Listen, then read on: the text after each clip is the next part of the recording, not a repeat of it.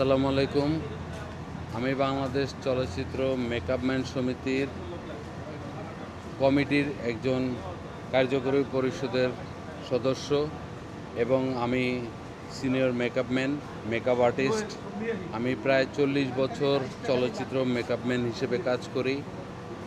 যেহেতু চলচ্চিত্রের অবস্থা এখন ভালো না, সেই ক্ষেত্রেই আমার মিডিয়া এবং ইউটিউবে কাজ করা হয়, নাটকে কাজ করা হয়। পাশাপাশি আমি একটু মেকআপম্যানের পাশাপাশি অভিনয়ও করি।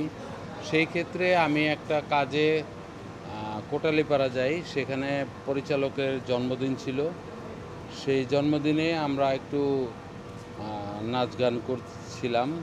সেখান থেকে ওই একটি মেয়ে মাহিয়া মৌ, ও একটি ভিডিও করে, ওইটা টিকটকে ছাড়ে। টিকটকে ছাড়ার পর টিকটকে অনেক ভাইরাল হয়।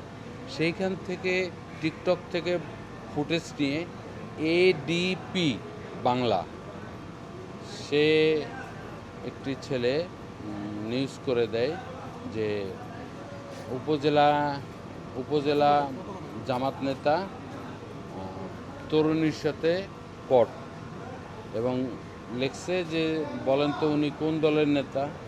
তো আমার কথা হলো যে যেহেতু আমি কোনো রাজনৈতিক দলের সাথে জড়িত না, আমি রাজনৈতিক নেতা না, আমি একজন ছোট অভিনেতা এবং বাংলাদেশ চলচ্চিত্রের মেকআপম্যান।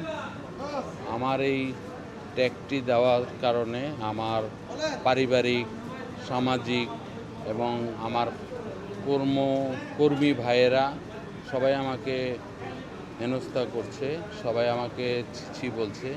তো এই কাজটা করা এডিপি বাংলা এই পেজটি, এই কাজটা করা উচিত হয়নি। আমি মনে করি যে এই কাজটা ডিলিট করে এবং সরি বলে দিলে, যে ওনার নিয়ে এই মিথ্যা নিউজটা করার জন্য সরি বলছি, এটা যদি বলে দেয় তাহলে আমার কিছু করার নেই। আর না হলে হয়তো বা আমি সাইবারে একটা পদক্ষেপ নিতে পারি। আর কেউ একজনের মিথ্যা প্রচার করে নিজেদের ভিউয়ের কারণে এটা প্রচার করাটা উচিত না। আমার বিনীত অনুরোধ রইল এডিপি বাংলা চ্যানেলের কাছে যে আপনি প্লিজ এটা ক্ষান্ত দেন, ক্ষান্ত দিয়ে এটাকে ডিসমিস করে দেন। এটাই আমার বলা। আমার এই ভাইয়ের সাথে আজকে এফডিসিতে দেখা, ভাই আমাকে বলল যে এটা আমি নিউজ করে দিচ্ছি, এই জন্য নিউজ করা। সবাই ভালো থাকবেন আর আমার জন্য দোয়া করবেন। আল্লাহ হাফিজ। আসসালামু আলাইকুম।